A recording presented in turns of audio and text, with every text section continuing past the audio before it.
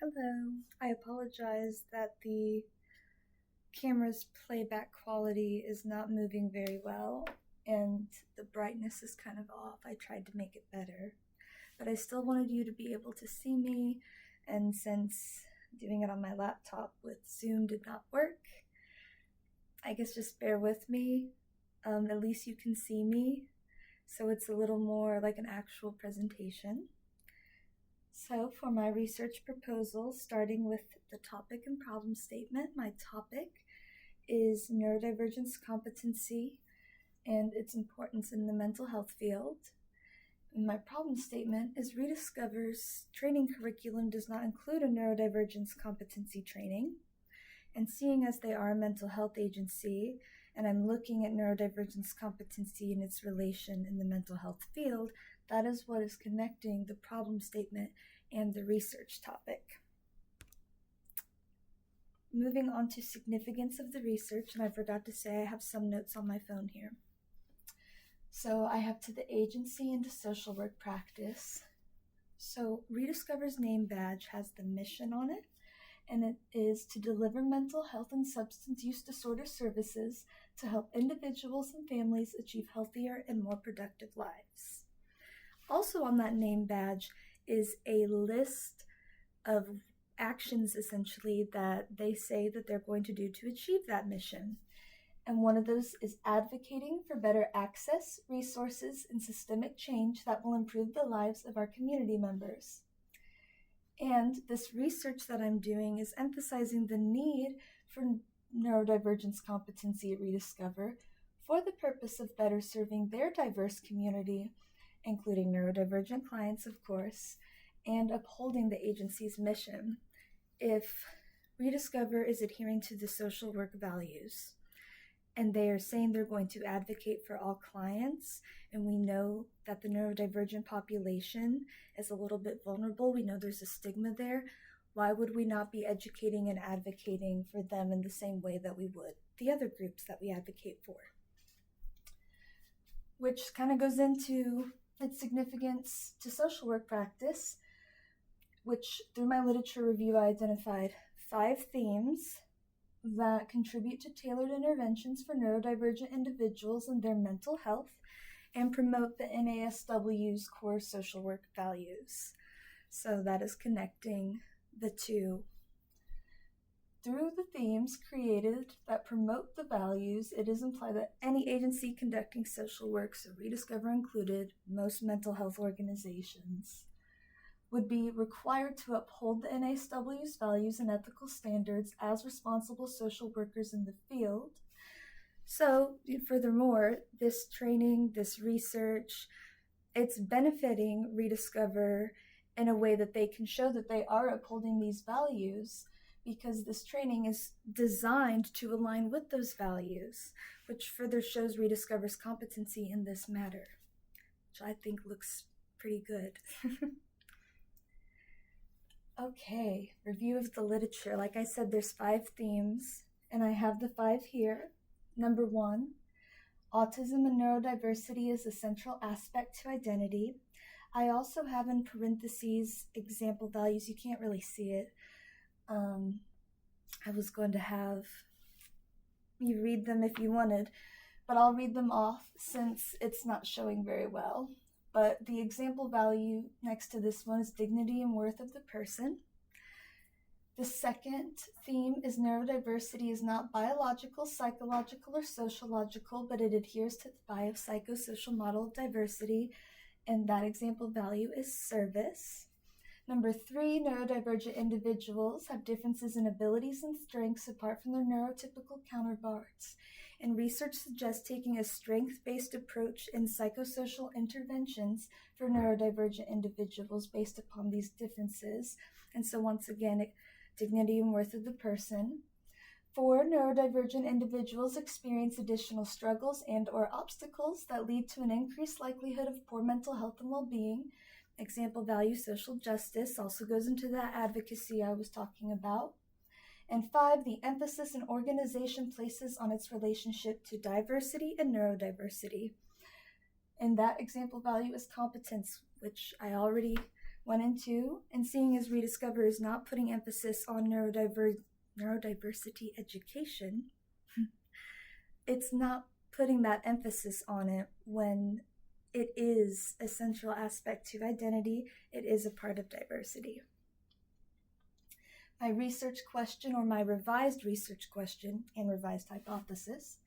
The question is, how does additional training for social work staff on neurodivergence competency impact the confidence in producing positive treatment outcomes for neurodivergent clients at Rediscover? That hypothesis is, if you provide additional education about neurodivergence competency to Rediscover staff, then there will be an increase in confidence in producing positive treatment outcomes for neurodivergent individuals at Rediscover.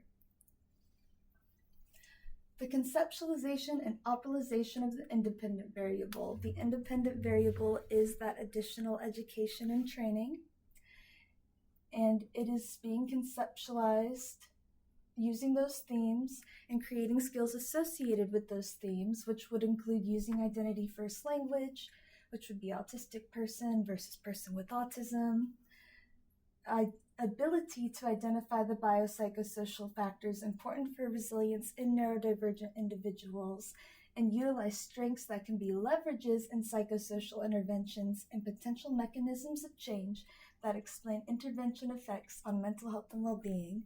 I know that's a lot, but in that whole bit, there's multiple parts that we've already talked about coming together there. And examine critical incidents to create strategies that managers and organizations can use to accommodate for neurodivergent clients and staff, which I'm using that to conceptualize because then I can take actual events going on at Rediscover to use in the training so that these are perhaps events that they are more familiar with, so would be easier to show examples of how to navigate. The optimization will be the survey given before and after the training, and that's to measure the understanding of the themes, and the critical incident interviews to gain insight about interactions with neurodivergent clients in the mental health field from specifically Rediscover, like I said. For that conceptualization and optimization of the dependent variable, that would be the impact on Rediscover social work staff's confidence in producing those positive treatment outcomes. The conceptualization, this is the training as a whole and its various skills that are used to create strategies that increase confidence in producing positive treatment outcomes. And that confidence is also being, for the optimization, it's also being measured in that survey pre and post to measure that change. My study sample, the sampling frame, it is only Rediscover South staff. So there's many Rediscover buildings. Mine would only be Rediscover South.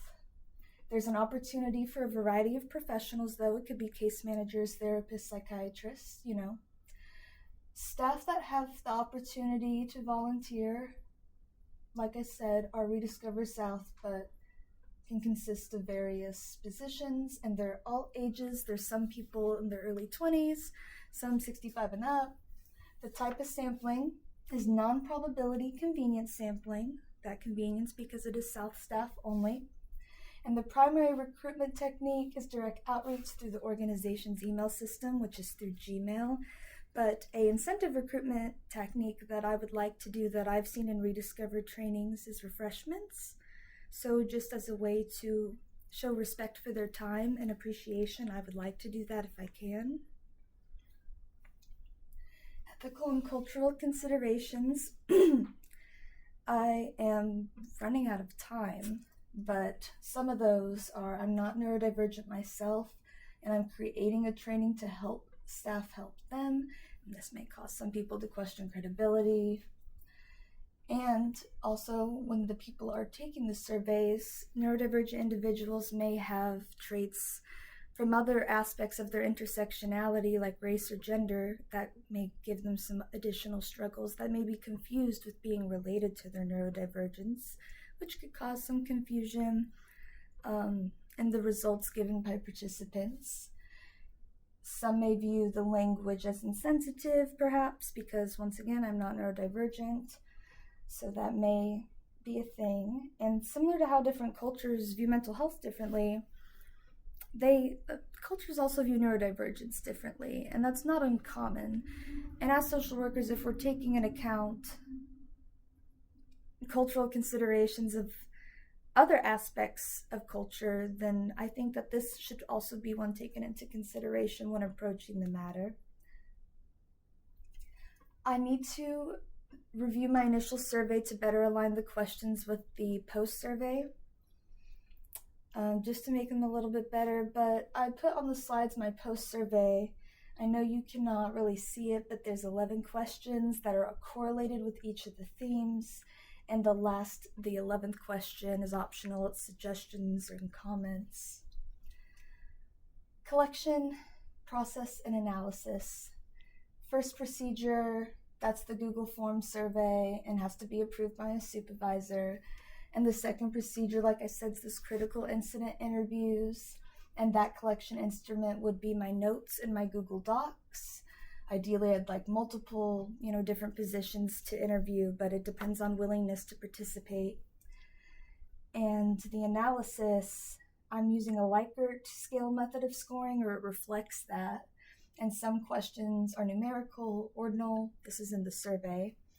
And regardless of the type of question, I can create percentages that I can use to compare and the correlation between the training and the change in confidence, which I would also like to use pie charts and bar charts to represent those percentages at the end. Once again, I'm sorry you can't see that. I'm trying to hurry it up because I've taken too long. Some of those limitations, like I said, are the willingness to volunteer and the amount of completed surveys that'll affect the overall results of the agency's competency. There's potential for personal bias from those completing the survey. And the time to create and conduct the pilot training is limited as a student, and I also may not get to see further trials of it later down the line.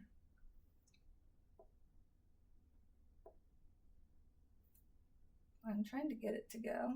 There we go. These are just my critical incident interview questions. I won't read them all, and you can see them in the slides I submitted, but I have 6 categories: general experience and perceptions of neurodivergence, communication and engagement, support and adaptation, crisis management and de-escalation, collaboration and teamwork, and training and resources. And there are a total of 13 questions, so it's not too overwhelming, but touches on all bases. And these are my references. They are small, sorry you can't see them. I had to keep it that way to keep the APA format. Thank you for listening. I'm sorry I went a little bit over time. I wish I had the time to answer questions, but if you have any, feel free to comment them. Of course, there's some bullet points I kind of had to skip over because I went into too much detail, perhaps in some other parts. But thank you, and I appreciate your time.